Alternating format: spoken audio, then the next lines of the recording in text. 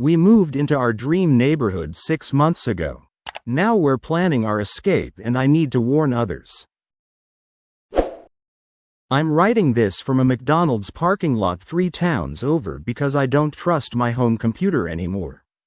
My hands are shaking, and I've checked over my shoulder maybe 15 times since I sat down. My wife thinks I'm at the gym. I haven't told her I've been coming here every few days to document everything because, God, I don't even know why anymore. Insurance? Evidence? Maybe I just need someone to believe me before it's too late.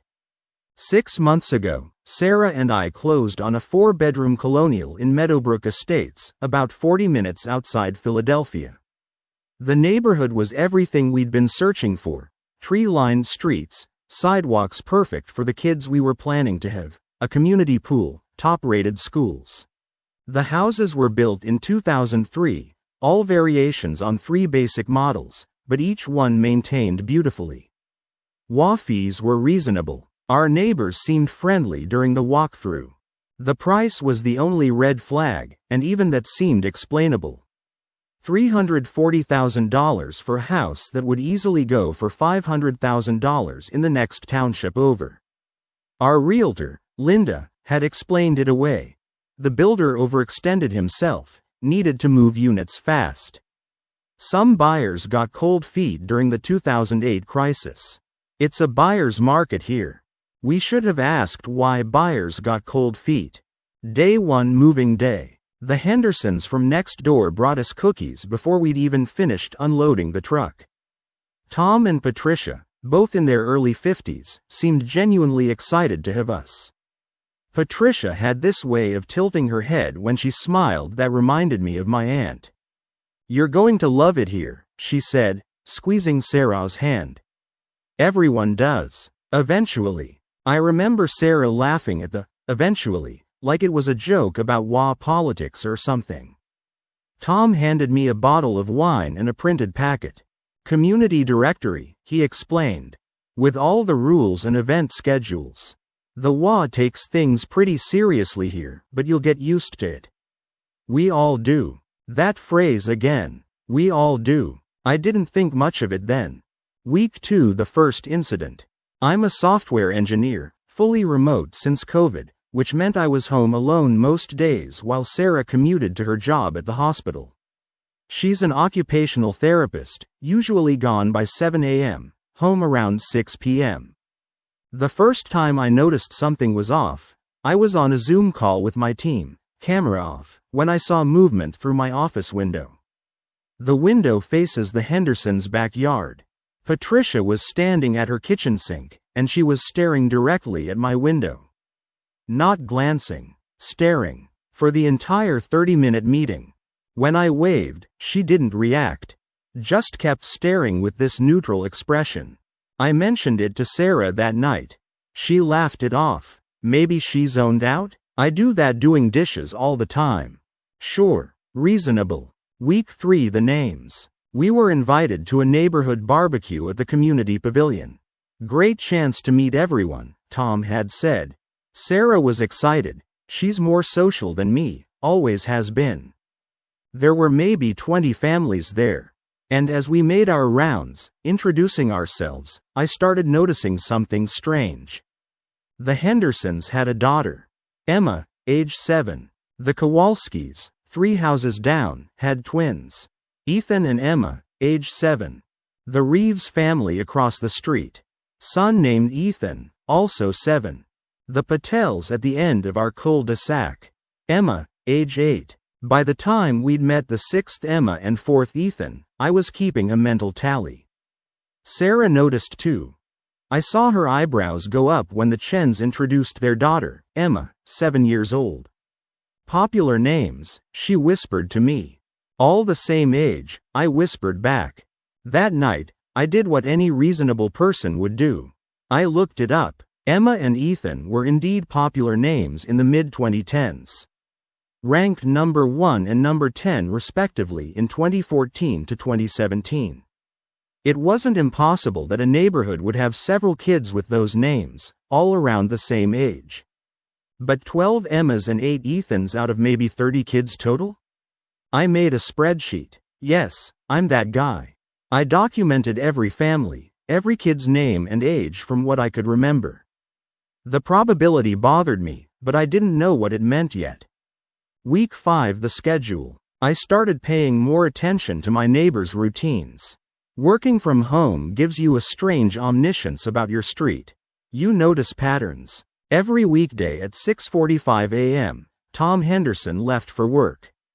Every single day, not 6:43 or 6:48. Always 6:45. Patricia left at exactly 8:30 a.m., returned at 3 p.m. The Kowalskis both worked from home. At 10 a.m. every morning, they both emerged from their house and walked to the mailbox together, checked it. Even though mail doesn't come until afternoon, then walked back inside. Every single day, I started checking other houses. The Reeves, the Patels, the Chens. Everyone had these rigid schedules. Lawn mowing happened on Saturdays between 9 and 11 a.m.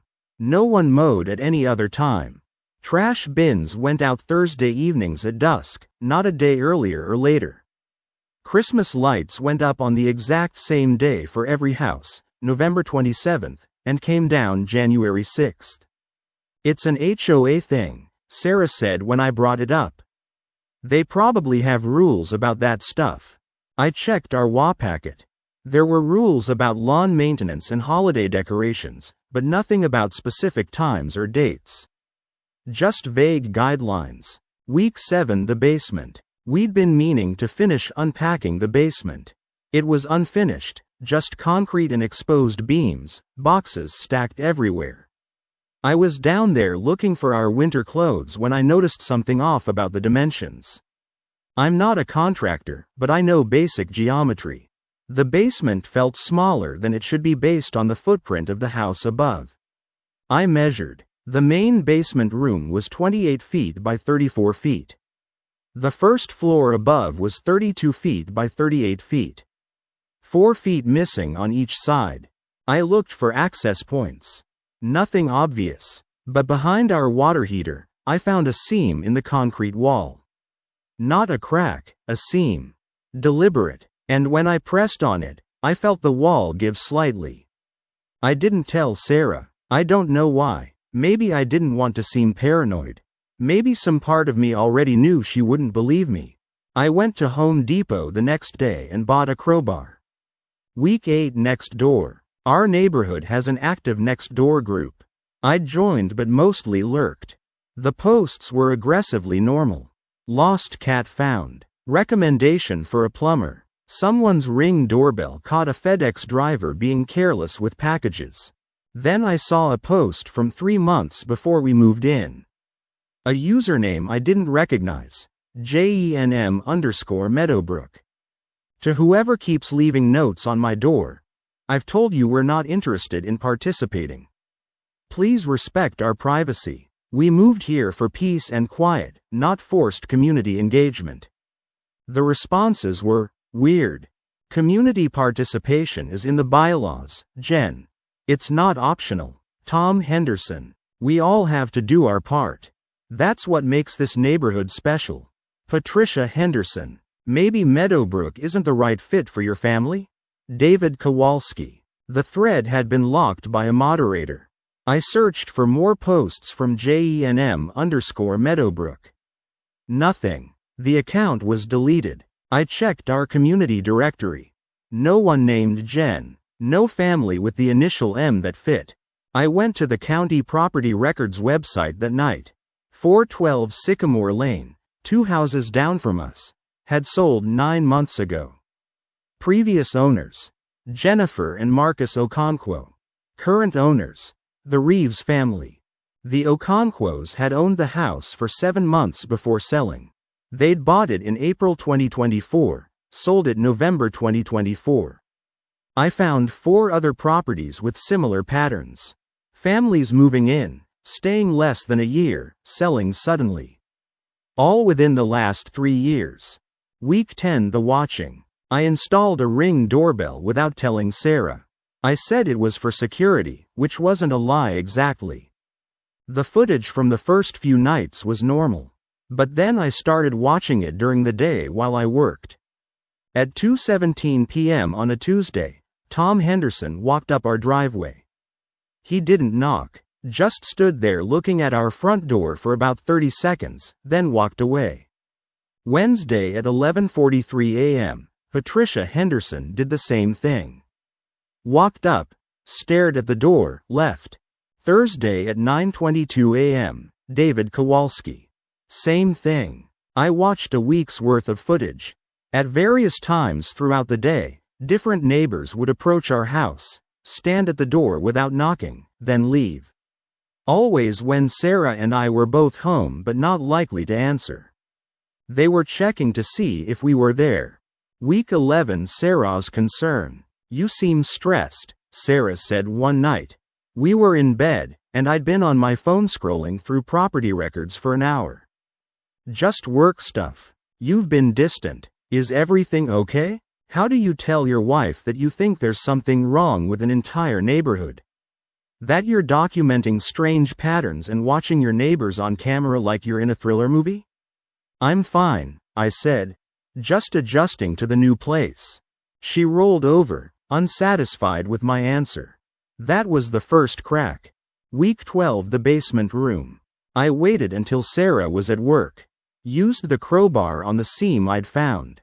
It took me 45 minutes of careful prying before a section of the wall swung inward on hidden hinges. Behind it was a room. Maybe 8 by 10 feet. Concrete walls, a single light bulb hanging from the ceiling with a pull chain. The room wasn't empty. There was a folding table and chair. On the table, a binder, a laptop, locked, and a calendar. The calendar had dates circled. The binder was labeled, Meadowbrook Estates, Resident Compliance Tracking. My hands shook as I opened it. The first page was a list of addresses and names. Every family in the neighborhood. Next to each name were checkboxes and notes. Henderson, Tom and Patricia, compliant, full participation, level 3. Kowalski, David and Susan, compliant, full participation, level 3. Reeves, Marcus and Jennifer, non-compliant, removed 11/2024. That was wrong. The Reeves were the family across the street. But the name Jennifer and the date matched the next door post. I flipped through more pages. There were protocols, rules for integration, steps for dealing with resistant residents. A whole section on observation schedules that matched exactly what I'd seen on my Ring footage. And then I found our page. Morrison, David and Sarah. Under observation, integration phase 1 compliance TBD. Below that were notes, dates and times of our activities. What car we drove, where Sarah worked, my work from home schedule. They'd been watching us since before we moved in. The last note, dated 2 days ago. Subject David showing signs of awareness. Escalate to phase 2 per protocol. I took photos of everything with my phone. Then I closed the binder, backed out of the room, and pushed the wall section back into place.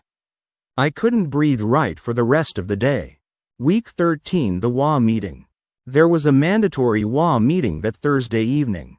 Sarah insisted we go. "We need to be good neighbors," she said. "Show face. It's important." The meeting was in the community center. Everyone was there. All the Emmas and Ethans running around while their parents sat in folding chairs arranged in neat rows. Tom Henderson ran the meeting. Agenda items. Pool maintenance budget, holiday decoration guidelines, the neighborhood watch program. Then he got to new business. "We want to welcome our newest residents, David and Sarah Morrison." Everyone turned to look at us. Sarah smiled and waved. I managed a nod. "As you know," Tom continued, "we have certain expectations for all residents. Community participation, adherence to neighborhood standards. We've noticed the Morrisons have been settling in slowly." The room was silent, everyone staring. We wanted to remind them, and everyone, that Meadowbrook Estates is a community. We take care of each other. We look out for each other. We participate. Together. There was something in the way he said, together, that made my skin crawl. We'd like to invite David and Sarah to join the Neighborhood Watch program. It's a great way to get involved. Learn the ins and outs of our community. Meet everyone properly. Sarah looked at me. I could see her thinking. This is nice, they want us to feel included. We'll think about it, I said. Wrong answer. The temperature in the room shifted. Patricia Henderson's smile became fixed. David Kowalski leaned forward in his chair. It's not really optional, Tom said, still smiling. It's in the bylaws. Section 7.3. All able-bodied residents between 21 and 65 must participate in Neighborhood Watch. 2 shifts per month. I don't remember that in our paperwork, I said. It's in the revised bylaws. You were sent a copy when you moved in. We weren't. I was sure of it. We'll check our papers and get back to you, Sarah said, trying to smooth things over. You have until next week, Tom said. Then he moved on to discussing the holiday decoration contest. As we left, Patricia caught Sarah's arm. It's really better if you just go along with things. Makes life easier. We all learned that. Learned what? Sarah asked. Patricia's smile didn't reach her eyes. That some things are worth not fighting about. Week 14 research phase. I couldn't focus on work anymore. I spent entire days researching Meadowbrook Estates. The development was built by a company called Harmony Communities LLC. Their website was generic corporate speak about building neighborhoods, not just houses. The company was owned by a larger conglomerate, which was owned by another holding company. Standard corporate shell game. But when I dug into property records, I found something interesting. Every house in Meadowbrook Estates had an unusual clause in the deed. Language I'd never seen before about community participation requirements and mandatory arbitration for all disputes. Our lawyer had flagged it during closing but said it was just boilerplate. We'd signed it without reading carefully. I found the developer's original permits from 2002. The land had been rezoned from agricultural to residential. Before that, it was owned by something called the Laurel Valley Cooperative. I couldn't find much information about Laurel Valley Cooperative. Just one newspaper article from 1998 about a community farming project that had dissolved due to internal disagreements. Then I found an obituary from 2001. Martin Cross, age 52, founder of Laurel Valley Cooperative. Survived by wife and 2 daughters. No cause of death listed. I was down a rabbit hole, I knew it. But I couldn't stop. Week 15, the dog incident. We'd been talking about getting a dog. Sarah found a rescue beagle mix, sweet temperament, needed a home. We brought him home on a Saturday. Winston loved everyone and everything. Except our street. The moment we walked him past the Hendersons' house, he started growling. Low and continuous. When Patricia came outside to say hello, Winston lunged and barked with an aggression the shelter had never mentioned. Oh my, Patricia said, stepping back. He seems upset. Every house we passed, Winston reacted the same way. Growling, pulling on the leash, trying to turn around. When we got to the Kowalski's house, he planted his feet and refused to move forward. Just stood there shaking and whining. Maybe he's not good with neighborhoods, Sarah said, worried. We might have to take him back. Or maybe he senses something, I said. Don't start. Start what? You've been paranoid for weeks. The weird questions, the constantly checking your phone, staying up late. Now you think the dog knows something? David, you're scaring me. I'm scaring you? Sarah, there's something wrong here. The neighbors, the schedules, the kids' names. Are you hearing yourself? You're creating patterns out of nothing. This is a normal neighborhood. Normal people. You're the one acting strange. That's when I knew I was on my own. Week 16, the friendly neighbor. I was checking the mail when an unfamiliar car pulled into the driveway next door. A woman, maybe late 40s, started unloading groceries. I'd never seen her before. "Hi," I called over. "I'm David, next door." She looked around quickly before approaching. "Rachel, I'm Patricia's sister. Visiting for a few days." Didn't know Patricia had a sister. "We're not close." She glanced at the Henderson house. "Can I ask you something? How long have you lived here?" "About 4 months. Why? You seem nervous. On edge." I laughed, trying to play it off. "Just adjusting." "No." She looked directly at me. "You've noticed things. I can tell. I saw you at that WA meeting last week. You're asking questions." My heart started racing. "What do you mean?" "My sister changed when she moved here. She and Tom both. They were normal before. Now." She trailed off. "Look, I don't know what's going on in this neighborhood. But something's not right. Patricia won't talk about it. Gets angry if I ask questions. She's supposed to visit me for Thanksgiving next week, but she says she can't leave." "Can't or won't? Has she said why?" "Just that she has responsibilities to the community. That everyone has to do their part." Rachel stepped closer. "If you're noticing things, document everything. And be careful who you talk to. I think they know when people are resistant." "Resistant to what?" "I wish I knew." She looked back at the house. "I need to go. Patricia doesn't like me talking to the neighbors. Says it's not appropriate." She went inside before I could ask anything else. Week 17, Phase 2. The next Monday, I came downstairs to find my coffee maker already brewing. I hadn't set it. Sarah had left for work an hour earlier.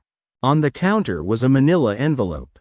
My name written on the front in neat block letters. Inside was a single sheet of paper. A schedule. My schedule. Every detail of my day. When I woke up, when I had meetings, when I usually made lunch, when I went for runs.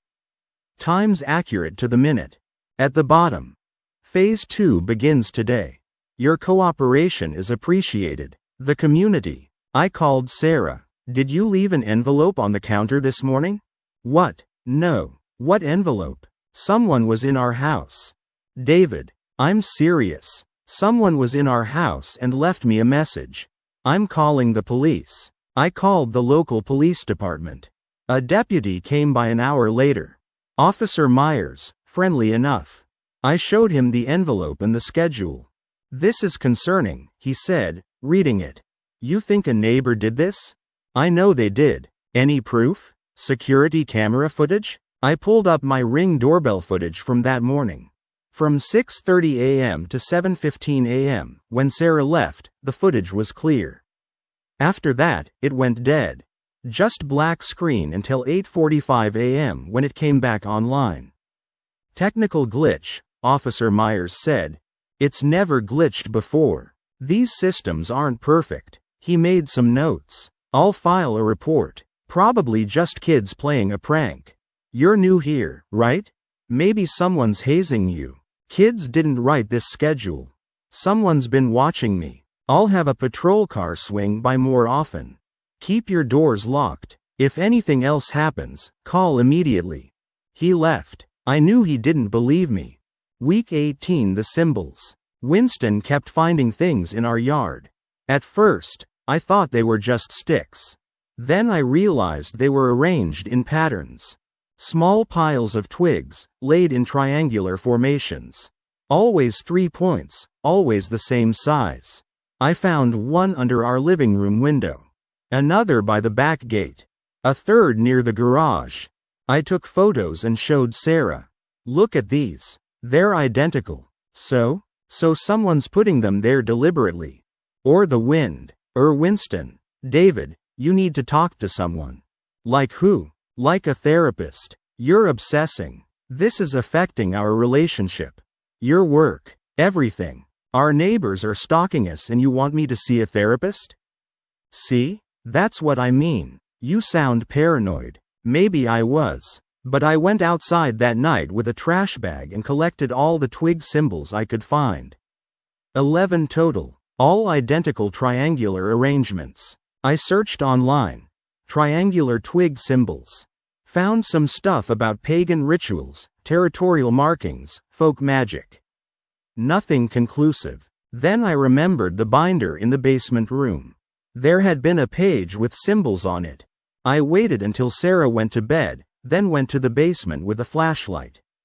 Opened the hidden room. The binder was exactly where I'd left it. Page 47. Integration markers, Phase 2. There was a diagram of the triangular twig arrangement. Below it, markers indicate subject under active observation. Placement around property perimeter ensures full coverage. Remove and replace as needed to monitor subject awareness. They were watching to see if I'd notice. If I'd remove them. I put the binder back and closed the room. Went upstairs and sat in the dark, trying to understand what I was dealing with. Week 19. The empty house. There was a house at the end of our cul-de-sac that I'd never seen anyone enter or leave. 478 Sycamore. The lawn was maintained, lights turned on at night, but no cars in the driveway. No people. I checked the community directory. No listing for that address. I asked Patricia about it casually when I saw her getting her mail. Who lives at 478? Her smile froze for just a second. Oh, that's the transitional property. Transitional? For when we have people moving in or out. Staging area. Nothing interesting. But someone maintains it. The WA takes care of it. Why do you ask? Just curious. That night, I watched the house from my office window. Around 11 p.m., cars started arriving. 4 of them. I recognized Tom Henderson's SUV. David Kowalski's sedan. 2 others I didn't know. People got out and went inside. Lights came on in the house, but the curtains were drawn. They stayed for about an hour, then left. I recorded everything on my phone. The next night, same thing. Different cars, but the same pattern. Around 11 p.m., people arriving. One of them was Patricia Henderson. They were meeting there, regularly. Week 20. Sarah's strange behavior.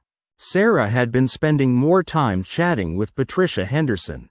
Coffee dates. Little conversations when she got home from work. I'd encouraged it at first. She needed friends here. But then I noticed her schedule changing. She started leaving for work 15 minutes earlier. Coming home at exactly 6 p.m., not a minute sooner or later.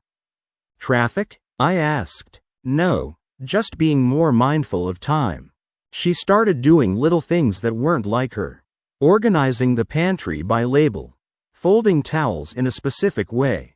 Insisting we take out the trash at exactly the same time every Thursday. Since when do you care about what time the trash goes out? It's just better to be consistent. Patricia says. Patricia says? She's been really helpful. Gave me some tips on organizing. Staying on schedule. It makes life easier. You're starting to sound like them. Them? David, they're our neighbors. Our friends. You're so hostile to everyone here. Because they're watching us. They came in our house, Sarah. They left me that schedule. You don't know that. You're paranoid. And honestly, you're pushing me away with all this. She went upstairs. I sat alone in the kitchen, wondering if they'd gotten to her. Or if I really was losing my mind. Week 21. The archives. I needed to know what happened to the families who left. The Okonkwo's and the others.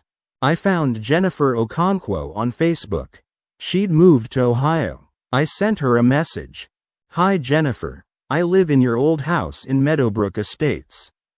Can I ask you some questions about the neighborhood?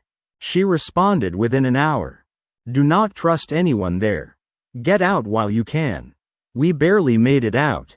I called her immediately. She answered but asked if I was alone and somewhere I couldn't be overheard.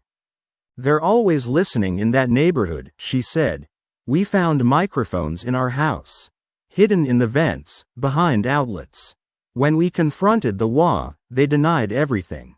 Then things got worse. Worse how? They threatened Marcus's job. Anonymous calls to his employer claiming he was unstable. Our tires slashed. Notes left on our door. They wanted us to participate in their program. What program? I don't know exactly. They called it community integration. Required meetings at that empty house. Tasks you had to complete. Observation protocols. When we refused, they made our lives hell. We sold the house at a loss just to get out. Did you go to the police? She laughed bitterly. The police? Honey, the police are part of it. Officer Myers lives in that neighborhood. Has for years. I felt cold. What? Check the community directory. He's at 512 Sycamore. She was right. I checked. Officer Robert Myers. Same guy who'd taken my report. What are they? I asked. Cult? Corporation? I don't know. But whatever it is, it's been going on since the neighborhood was built. Maybe before. We talked to another couple who'd left, the Andersons. They said the same things happened to them. Everyone who doesn't comply eventually leaves. Or worse. Worse? The Andersons mentioned a family who'd lived there in 2019. The Thorntons. They refused to leave, tried to fight back legally. Their house burned down. Electrical fire, supposedly. The whole family died. I felt sick. That can't be true. Look it up. December 2019. It was in all the local papers. 4 people dead. The neighborhood held a memorial service. Then another family moved into that house 6 months later. We talked for another 20 minutes. She gave me names of other families who'd left. Patterns. Warning signs. By the end, my list of resistant residents numbered 15 families over 20 years. None of them stayed longer than a year. Week 22, the breaking point. I stopped sleeping. Started checking the locks on all our doors and windows obsessively. Set up additional cameras inside the house, hidden ones that Sarah didn't know about. The footage showed exactly what I feared. Twice in 1 week, while Sarah and I were both asleep, someone entered our house. Moving through the rooms quietly, not taking anything, just checking. Making sure we were there. Once it was Tom Henderson. Once it was someone I didn't recognize. They had keys. I confronted Sarah with the footage. Showed her Tom walking through our living room at 2 a.m. She went pale. That's not possible. It's right there, on camera. We need to call the police. The police are part of it. David, listen to yourself. You think the entire neighborhood, including the police, are conspiring against us? That's insane. Then explain this footage. She couldn't. She just stared at the screen, watching Tom Henderson pause in our hallway, looking directly at our hidden camera like he knew it was there, then smile before walking out. I want to move, she said quietly. Finally. Not because I think you're right. Because I'm worried about you. We need a fresh start. Somewhere without all this stress.